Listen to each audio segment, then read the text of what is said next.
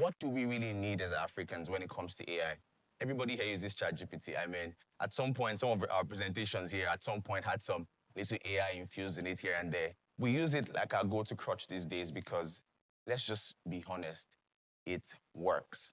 You put a presentation in it, it turns out numbers. You put this, it drafts a mail. You want to tell your boss, I don't like what you did, but you want to do it in a corporate way. You tell ChatGPT, can you help me phrase, I don't like what you did in a better way? ChatGPT will go write 7 lines and tell you all that. But at the end of the day, it's a subtle jab at your boss. I mean, we all do that sometimes. But anyways, right back to it is we look at it and look at what exactly do we need to be able to participate in this AI era. Africans and Nigerians, to be honest, we are consumers. Let's not kid ourselves about it. We are 100% consumers. When it comes to spaces like that, oh, AI just came out. All we want to do is, what's the new one? How much is it? How can I use it to better my work? That's Nigerians for you. And it's also not also our fault. It's also some institutional problems. I call it the system problem. We're very quick over here to build apps for multiple things. There's an app for everything. There's an app for this, there's an app for that, there's an app for almost anything you can think of. But there's something that apps cannot solve. Elon Musk said something on Twitter a couple of days. He said it's very foundational for any country who wants to move in the industrial age to have electricity. Like, that's the base. That is the very basic. I mean, give us electricity and then everything will be fine. Many of us resort to doing things like solar or extra this just to be able to have that basic amenity. And that's the basic for any industrialization of any economy. Let's bring that home. That's like, I mean, band A, band C, band Z.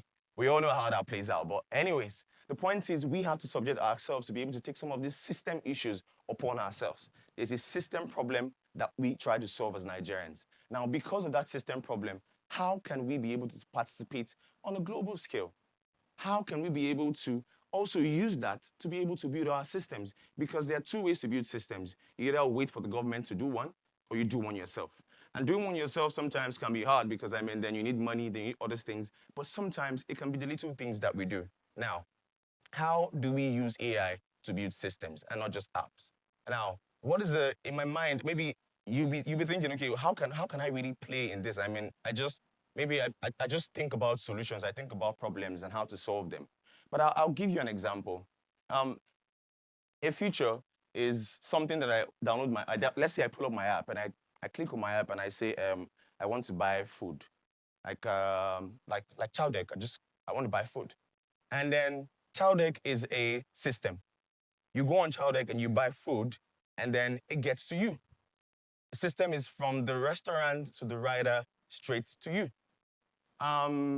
If, for example, I was just scrolling through food, and then all I had to do was bookmark it, that's just a feature. I'm just bookmarking the food. But then Chowdeck gets it to me end to end.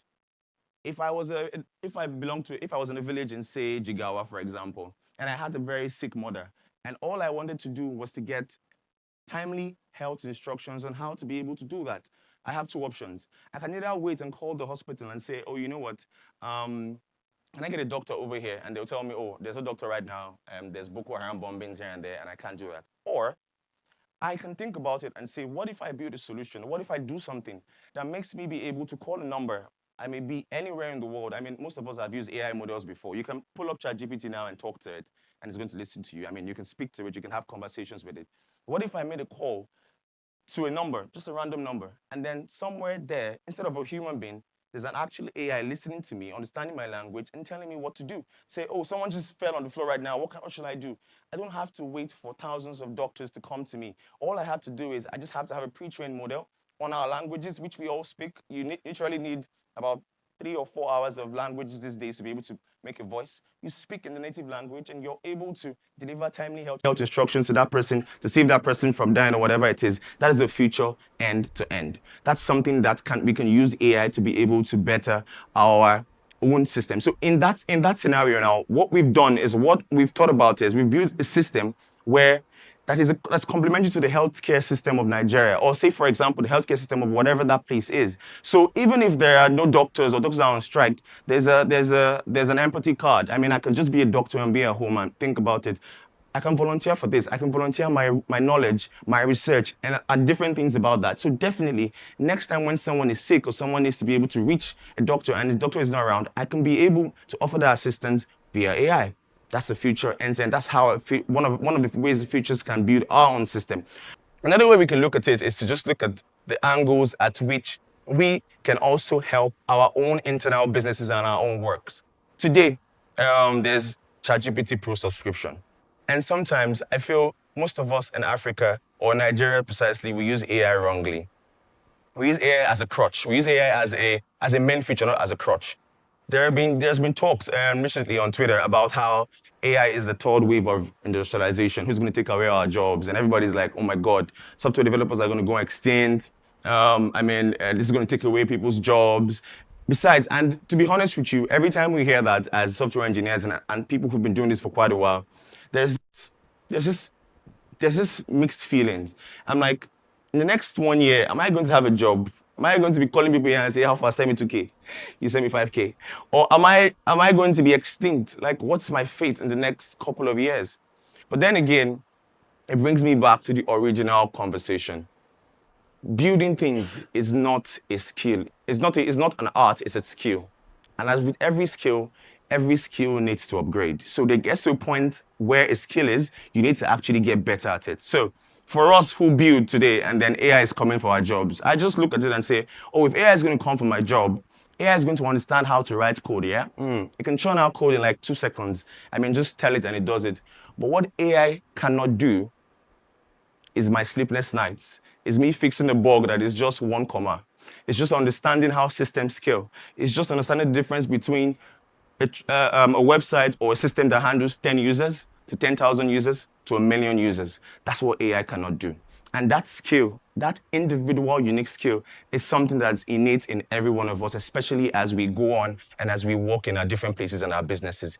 AI is just it's an in and an out. Sometime we were talking about how actually these ChatGPT things we use, how it was actually built. And it's very funny because when they were talking about the whole algorithm and the architecture, sorry I'm speaking our language here, but I'm just trying to bring it home. The first base model that was actually used by scientists, and what they were able to do was picture how the neurons work. So the neurons in our brains is actually a marvel of engineering, by the way. Like, it's crazy. So how it basically works is patterns. It understands how patterns work. So remember how maybe you're thinking about this picture, and I'm like, I know this picture, but you're trying to remember, but you can't remember. And then you're like, and you go about your day, and then suddenly it just hits you. Something just slaps you, and like, oh yeah, I just remembered.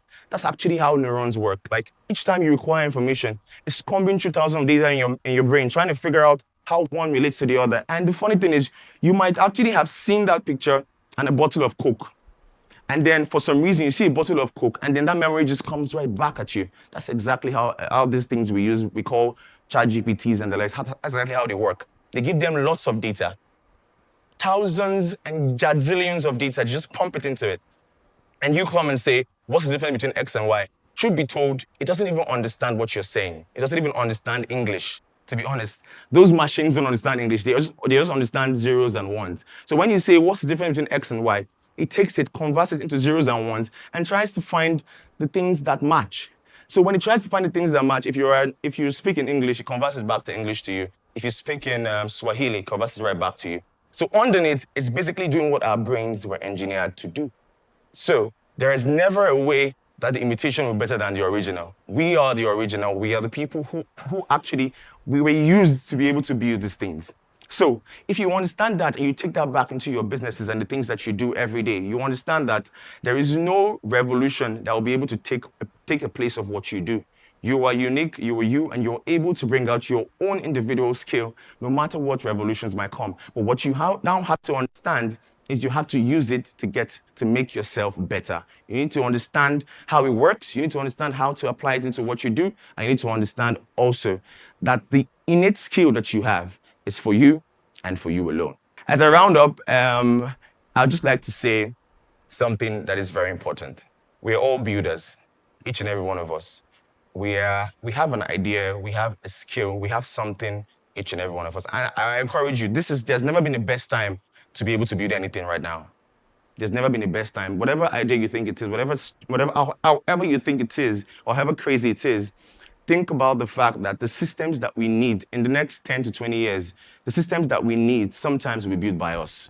The systems that we need to get into the next generation of Nigeria, of Africa, will be built by us. It might be built by mistake, it may be built by accident, it might be built by something that we never thought existed, but it will be built by us. So I encourage us to use the tools that are available, to seek knowledge, especially for things in the digital age, and not to be worried about what's going to happen. Will AI replace my job? There is no way the imitation will be better than the original. You are the original. Thank you very much. And